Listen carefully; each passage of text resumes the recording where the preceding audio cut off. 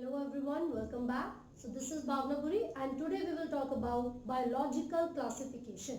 So दोस्तों जो chapter number 2 है क्लास 11th का, इसमें आप देखोगे कि हम बायोलॉजिकल यानी कि लिविंग ऑर्गेनिजम्स की क्लासिफिकेशन के बारे में बात कर रहे हैं। तो जो भी प्रोसेस है लिविंग ऑर्गेनिजम्स को अलग अलग कैटेगरीज में यानी कि अलग अलग ग्रुप्स में डिवाइड करने का, उस पूरे प्रोसेस के बारे में या फिर जो डिफरेंट टाइप्स ऑफ क्लासिफिकेशन है उसके बारे में आज हम डिटेल में पढ़ेंगे। तो स्टार्ट करते हैं with the name of a scientist जिनका नाम था एरिस्टोटल। क्या नाम था? एरिस्टोटल। तो एरिस्टोटल एक ऐसे साइंटिस्ट हैं जिन्होंने लिविंग ऑर्गेनिजम्स को दो कैटेगरीज में डिवाइड किया था। कौन कौन सी कैटेगरीज थी? एक था प्लांट किंगडम और दूसरा था एनिमल किंगडम। हमने लिख लिया यहाँ पर plant kingdom and animal kingdom. अब उन्होंने ये बोला कि वो सभी ऑर्गेनिजम्स जिनके पास रेड ब्लड होगा और जिनके पास रेड ब्लड नहीं होगा, यानी कि एनिमल किंगडम के अंदर भी उन्होंने दो कैटेगरीज को बताया था। एक ऐसी कैटेगरी जिनमें वो ऑर्गेनिजम्स आते हैं जिसके पास रेड ब्लड प्रेजेंट होगा और दूसरी कैटेगरी में वो ऑर्गेनिजम्स आएंगे जिनके पास रेड ब्लड नहीं होगा। ठीक है, ये तो उन्होंने एनिमल्स के लिए बोल दिया। प्लांट्स के लिए उन्होंने कौन कौन सी कैटेगरीज बताई थी? उन्होंने बोला था कि प्लांट्स को हर्ब्स, श्रब्स एंड ट्रीज की कैटेगरी में डिवाइड किया जा सकता है। हर्ब्स, श्रब्स एंड ट्रीज, यानी कि क्या किया था एरिस्टोटल ने? सिर्फ ऑब्जर्व किया था, सिर्फ ये देखा था कि कुछ छोटे छोटे से घास जैसे प्लांट्स हैं तो उनको उन्होंने हर्ब्स बोला। फिर उससे थोड़े से बड़े थोड़े से पौधे बनना शुरू हुआ, वो श्रब्स थे। फिर उसके बाद जो टॉल ट्रीज देखे थे उनको थर्ड कैटेगरी में उन्होंने डाल दिया। अब ये तो एरिस्टोटल ने अपनी जो क्लासिफिकेशन दी थी, two kingdom classification which includes the plant kingdom and the animal kingdom. ठीक है, एरिस्टोटल के बाद भी एक और साइंटिस्ट आए थे जिनका नाम था कैरलस लीनियस, और जो कैरलस लीनियस है इन्होंने भी टू किंगडम क्लासिफिकेशन दी थी। कौन सी? Two kingdom classification. अब कैरलस लीनियस ने क्या बोला? इन्होंने भी बोला कि ऑर्गेनिजम्स को दो कैटेगरीज में डिवाइड करते हैं। कौन कौन से किंगडम में? प्लांट किंगडम में और एनिमल किंगडम में। तो यहाँ पर दो कैटेगरीज हमने लिखी हैं, plant kingdom and animal kingdom. फिर प्लांट के अंदर क्या कैटेगरीज बोली थी? उन्होंने बताया कि कुछ प्लांट ऐसे होंगे जो कि फोटोसिंथेटिक हो सकते हैं और कुछ ऐसे होंगे जो कि नॉन फोटोसिंथेटिक हो सकते हैं। बस, लेकिन वो बहुत अच्छे तरीके से इनको डिफरेंशिएट नहीं कर पाए थे, ना ही एक्सप्लेन कर पाए थे। इसीलिए एरिस्टोटल की और कैरलस लीनियस की जो टू किंगडम क्लासिफिकेशन है वो बहुत ही ज्यादा वेल एक्सेप्टेड नहीं थी। लेकिन ऐसा होता है ना कि सिर्फ रेस में तीन ही लोग हैं तो एक फर्स्ट आ गया, एक सेकंड, एक थर्ड, ऑब्वियस सी बात है कोई ना कोई पोजीशन तो आपको मिलेगी। तो क्योंकि 1800s में कोई बहुत सारे साइंटिस्ट तो थे नहीं और ना ही सभी साइंटिस्ट क्लासिफिकेशन के ऊपर स्टडी कर रहे थे, इसीलिए एरिस्टोटल और कैरलस लीनियस की जो टू किंगडम क्लासिफिकेशन थी काफी समय तक इन्हीं को ही फॉलो करते रहे। ठीक है, एक और चीज आपको याद रखनी है, एरिस्टोटल को फादर ऑफ जूलॉजी भी कहा जाता है। फादर ऑफ जूलॉजी, क्लियर है? कई जगह बायोलॉजी भी लिखा होगा तो ठीक है वो। तो फादर ऑफ जूलॉजी एरिस्टोटल होते हैं। एक और साइंटिस्ट का नाम मैं आपको बता रही हूँ जिनका नाम है थियोफ्रेस्टस। थियोफ्रेस्टस, इनको फादर ऑफ बॉटनी बोला जाता है। फादर ऑफ बॉटनी, क्लियर है? जूलॉजी और बॉटनी में डिफरेंस हमें पता है। Zoology basically involves the study of जू, जू से मतलब है एनिमल्स। ठीक है, बॉटनी का मतलब होता है जब भी हम प्लांट्स की स्टडी करते हैं तो उसको हमने बॉटनी बोला। तो हमने दो साइंटिस्ट के बारे में बात की है। आपकी जो एनसीईआरटी है उसमें आप इन्हीं दोनों के बारे में पढ़ोगे, लेकिन मैं दो और साइंटिस्ट आपको बता रही हूँ जिन्होंने 3 किंगडम और 4 किंगडम दिया था। मैं सिर्फ उनका नाम यहाँ पर मेंशन कर रही हूँ। एक साइंटिस्ट थे अर्नस्ट हैकेल। अर्नस्ट हैकेल ने क्या किया था? 3 किंगडम क्लासिफिकेशन दिया था and the third kingdom was protista.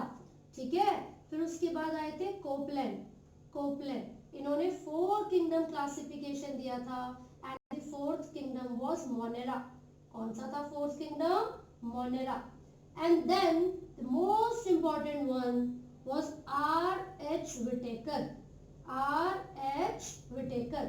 इन्होंने 1969 में 5 किंगडम क्लासिफिकेशन दी थी and the 5th kingdom that was included was fungi, है ना। तो यहाँ पर हम लिख लेते हैं किंगडम फंजाई। तो ये आपको याद रखना है कि सबसे पहले एरिस्टोटल एंड जो कार्लस लिनियस है उन दोनों ने मिलकर नहीं, मतलब एक साथ नहीं दी थी, दोनों के व्यूज एक जैसे थे कि हाँ वर्ल्ड में जितने भी ऑर्गेनिजम्स हैं 2 ही कैटेगरीज में आएंगे, एक कैटेगरी है प्लांट किंगडम और दूसरी कैटेगरी है एनिमल किंगडम, ठीक है। अब इनके बाद अर्न्स्ट हैकेल आए, 3 किंगडम क्लासिफिकेशन दी, कोपलैंड आए 4 किंगडम क्लासिफिकेशन, R.H. विटेकर ने दी थी 5 किंगडम क्लासिफिकेशन।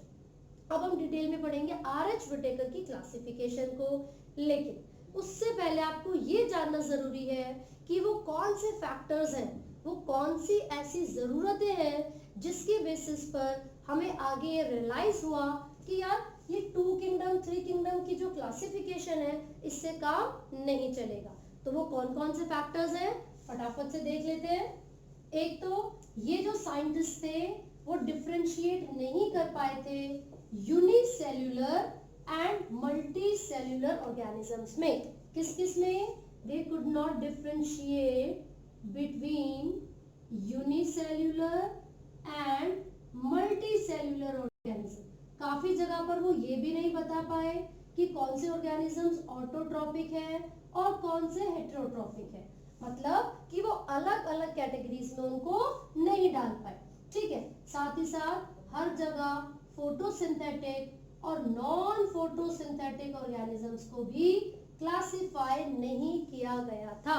तो ये कुछ ऐसी चीजें थी जिसको देखा गया और इनके बेसिस पर हमें ये जरूरत महसूस हुई कि हमें 5 किंगडम क्लासिफिकेशन यानी कि ऑर्गेनिजम्स को, सभी ऑर्गेनिजम्स को कोई ना कोई पोजीशन देनी चाहिए।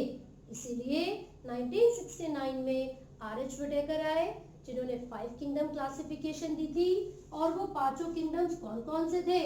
Monera, protista, fungi, plantae and animalia, ठीक है। So these were the 5 kingdoms which were proposed by R.H. Whittaker. किसने दिए थे? R.H. विटेकर ने, ठीक है। कब दिए थे? 1969 में। अब एक बहुत ही इंपॉर्टेंट क्वेश्चन आपसे पूछा जाता है इसमें से, what was the basis of classification जो कि R.H. विटेकर ने दिया था। किस आधार पर, किस बेसिस पर R.H. विटेकर ने 5 किंगडम क्लासिफिकेशन को प्रपोज किया था। तो वो कौन कौन से पॉइंट्स हैं जिसके बेसिस पर उन्होंने क्लासिफाई किया। यहाँ पर हम 5 पॉइंट्स के बारे में बात करेंगे। सबसे पहला फैक्टर है mode of nutrition. Mode of nutrition का मतलब है कि फूड को इनटेक करने का जो तरीका था वो कैसा था, मतलब वो ऑटोट्रॉपिक थे या फिर वो हेटेरोट्रॉपिक थे। इसके अलावा मोड ऑफ रिप्रोडक्शन यानी कि सेक्सुअली रिप्रोड्यूस करेंगे, एसेक्सुअली रिप्रोड्यूस करेंगे या फिर वेजिटेटिवली, है ना। नेक्स्ट पॉइंट होगा थैलस ऑर्गेनाइजेशन। थैलस ऑर्गेनाइजेशन का मतलब क्या है? बॉडी का जो डिफरेंशिएशन है यानी कि जो बॉडी की ऑर्गेनाइजेशन है वो किस तरीके से होगी।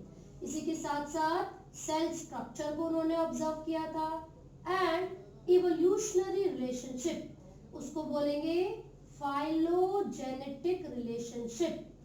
Phylogenetic relationship. तो ये क्या थे?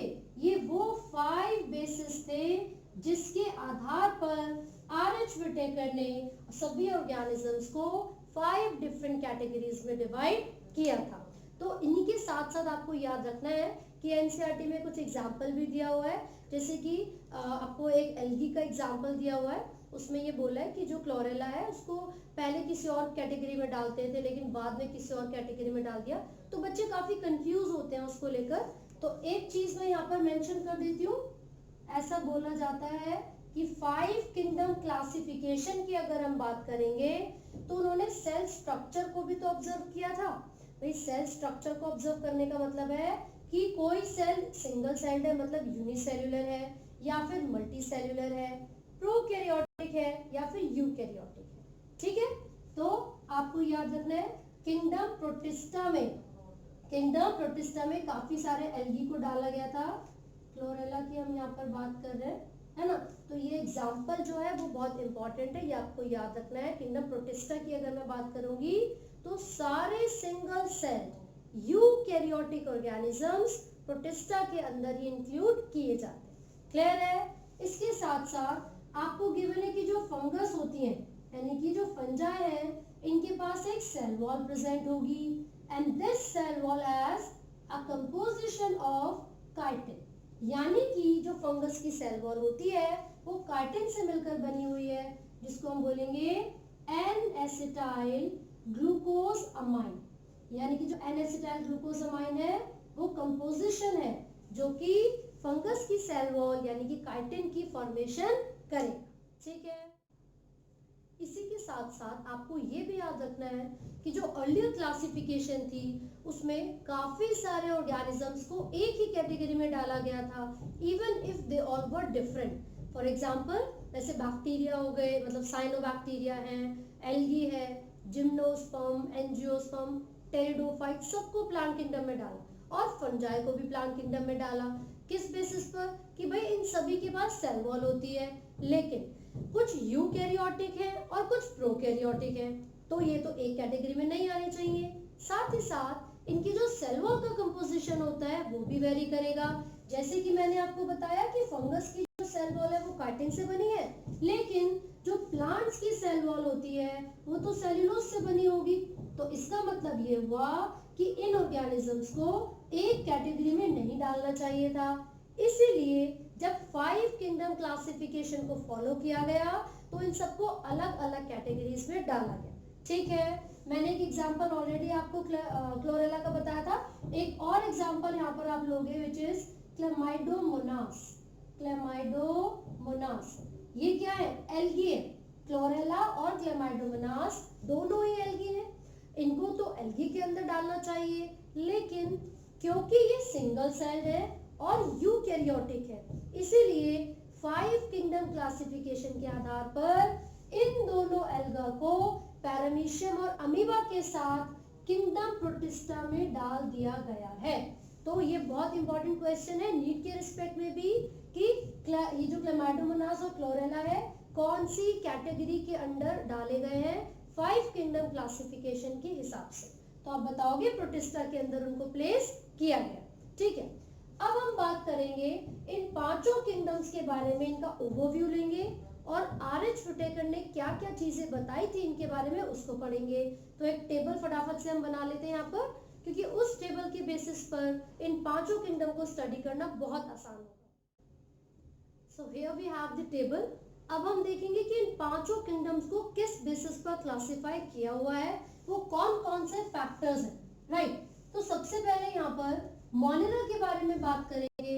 तो अगर हम देखेंगे कि इनके अंदर स्ट्रक्चर किस तरीके का होता है, जो सेल है वो किस टाइप का होता है, तो देखिए क्योंकि किंगडम मोनेरा में आने वाले जो ऑर्गेनिजम्स हैं दे do not have a well defined nucleus, इसीलिए ये ऑर्गेनिजम्स होते हैं प्रोकैरियोटिक।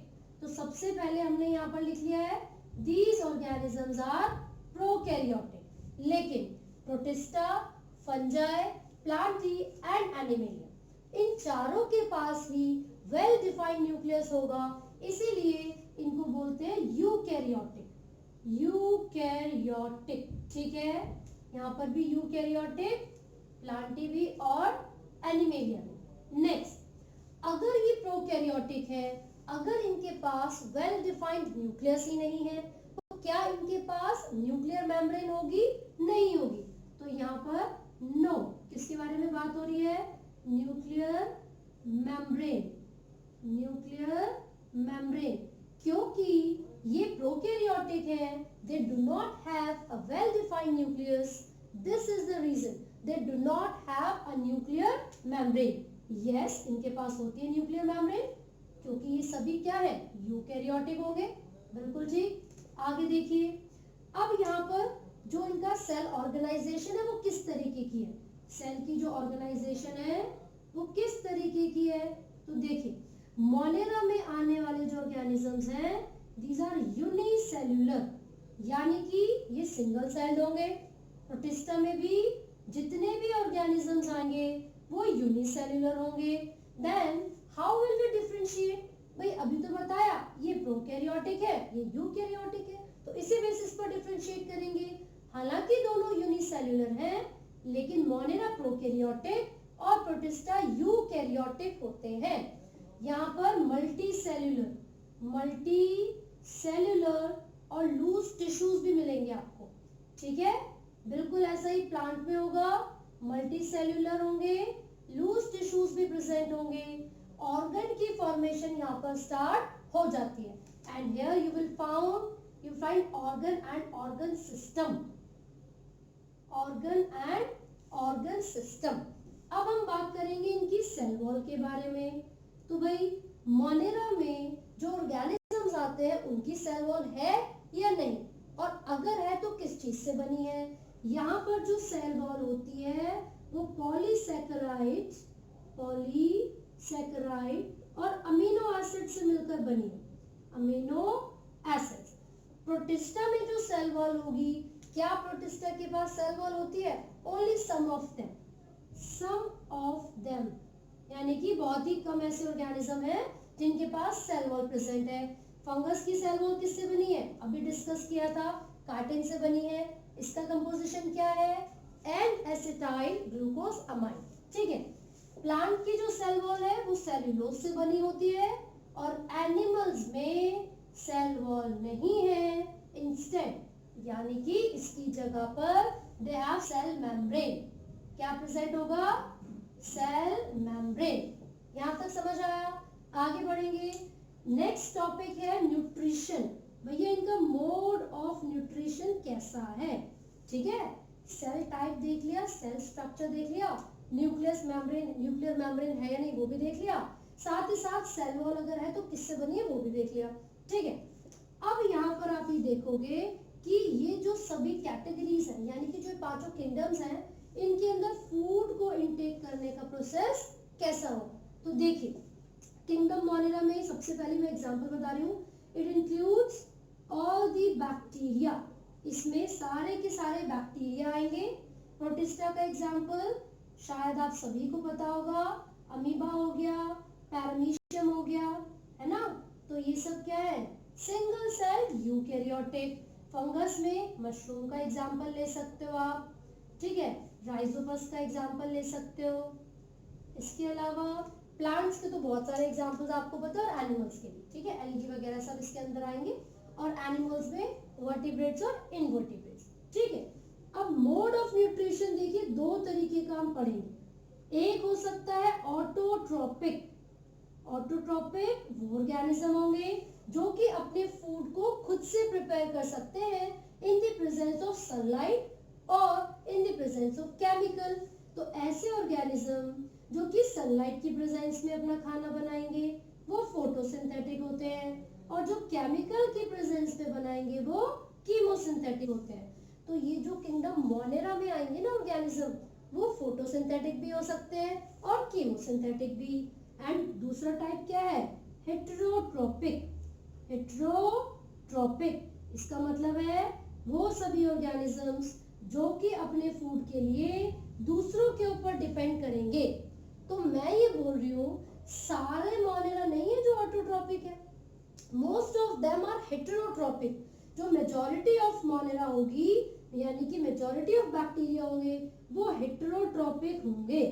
अब हेटेरोट्रोपिक के भी दो पार्ट्स हैं, एक हो सकता है पैरासिटिक, यानी कि किसी लिविंग ऑर्गेनिज्म की बॉडी के सरफेस से या बॉडी के अंदर रहकर अपने फूड को, अपने न्यूट्रिशन को एब्जॉर्ब करना, और दूसरा होता है सैप्रोफाइटिक का मतलब है किसी भी डेड और डिकेइंग सब्सटेंस से अपना फूड ऑब्टेन करना।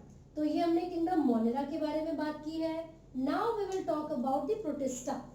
इसमें भी ऑटोट्रोपिक और हेट्रोट्रॉपिक दोनों हो सकते हैं, ऑटोट्रॉपिक एंड हेट्रोट्रॉपिक। एक एग्जाम्पल आप इसमें पढ़ोगे जिसका नाम है यूग्लिना। तो जो यूग्लिना है वो ऐसा ऑर्गेनिज्म है जो कि सनलाइट के प्रेजेंस में तो ऑटोट्रॉपिक रहेगा, यानी कि फोटोसिंथेटिक, लेकिन जब सनलाइट नहीं होगी तो फिर वो हेट्रोट्रॉपिक मोड ऑफ न्यूट्रिशन को अटेन कर लेता है। ठीक है, तो ऑटोट्रॉपिक में सिर्फ और सिर्फ फोटोसिंथेटिक होते हैं प्रोटिस्टा, इनके पास कोई केमिकल फिक्सेशन करने की क्षमता नहीं है, जैसे कि मोनेरा में थी।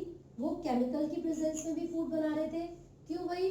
क्योंकि वो नाइट्रोजन फिक्सेशन कर सकते हैं। They have some specialised cells which are called heterocyst. ठीक है, वो सिर्फ किस में प्रेजेंट थे? मोनेरा में। अब हम फंगस की बात करेंगे। भाई फंगस तो कभी अपना खाना बनाती ही नहीं है, तो उसका मतलब है वो हेट्रोट्रॉपिक हो गई। हेट्रोट्रॉपिक में क्या क्या हो सकती है? ये पैरासिटिक भी हो सकती है और सैप्रोफाइटिक भी, लेकिन पैरासिटिक में जनरली बीमारी करवाने वाली फंगस हो जाएगी, और सैप्रोफाइटिक का एक एग्जांपल तो मशरूम का ही आप पढ़ सकते हो। ठीक है, प्लांट्स और एनिमल्स की बात करेंगे। All the green plants are autotrophic. ये जो ग्रीन प्लांट्स हैं वो ऑटोट्रॉपिक होंगे। आपको याद रखना है ये सभी फोटोसिंथेटिक होते हैं, सनलाइट की प्रेजेंस में अपने फूड की फॉर्मेशन करेंगे। क्लियर है? वो इंसेक्टिवोरस प्लांट्स को मत वो करिए कि भाई वो तो नहीं बनाते, वो तो इंसेक्ट खाते हैं। वो सिर्फ मोड ऑफ न्यूट्रिशन है उनके अंदर कुछ स्पेसिफिक टाइम पीरियड के लिए। इवोल्यूशन होते होते बहुत सारे चेंजेस आ जाते हैं, इस वजह से आप वो देख पाते हो। ठीक है, otherwise most of the plants have a pigment called chlorophyll. उसी पिगमेंट की वजह से ये ऑटोट्रॉपिक है, यानी कि ये सनलाइट की प्रेजेंस में फूड की फॉर्मेशन करेंगे। सिमिलरली मोनेरा में भी कुछ ऑर्गेनिज्म के पास क्लोरोफिल थी और प्रोटिस्टा में भी कुछ ऑर्गेनिजम्स के पास क्लोरोफिल थी। ठीक है, एनिमल्स क्या होते हैं? हेट्रोट्रॉपिक होते हैं। These are heterotrophic. अब इसके अंदर मैंने ऑलरेडी आपको पैरासिटिक बताया था, सैप्रोफाइटिक बताया था, लेकिन क्या हम पैरासाइट्स हैं, किसी दूसरे ऑर्गेनिज्म की बॉडी पे चढ़ के खाना ले रहे हैं? नहीं। या फिर क्या हम डेड और डिकेइंग सब्सटेंसेस से फूड ले रहे हैं? नो। एक तीसरा मोड ऑफ न्यूट्रिशन आता है हेट्रोट्रॉपिक में, which is called holozoic. This is holozoic mode of nutrition.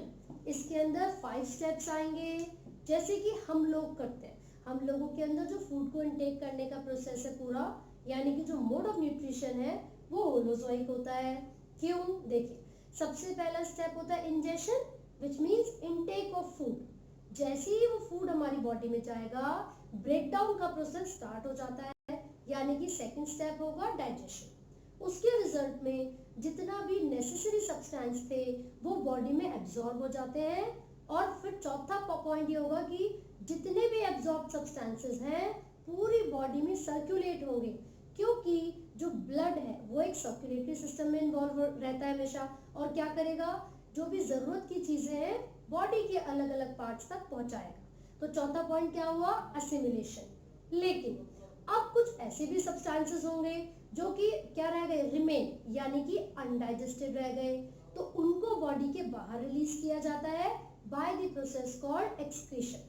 तो होलोजोइक मोड ऑफ न्यूट्रिशन में 5 स्टेप्स हम पढ़ रहे हैं। मैं यहाँ पर लिख देती हूँ 5 स्टेप। सबसे पहला है इंजेशन, यानी कि intake of food, then digestion, breakdown of food, then absorption, then assimilation, which means circulation, and the last is ejection or excretion. Ejection or excretion. So this is all about the 5 kingdom classification given by R.H. Whittaker in 1969. तो I hope आपको ये पूरा अच्छे तरीके से समझ में आया है। इन केस आपको कोई डाउट है तो आप कमेंट कर सकते हैं, and do not forget to like, share and subscribe. Thank you.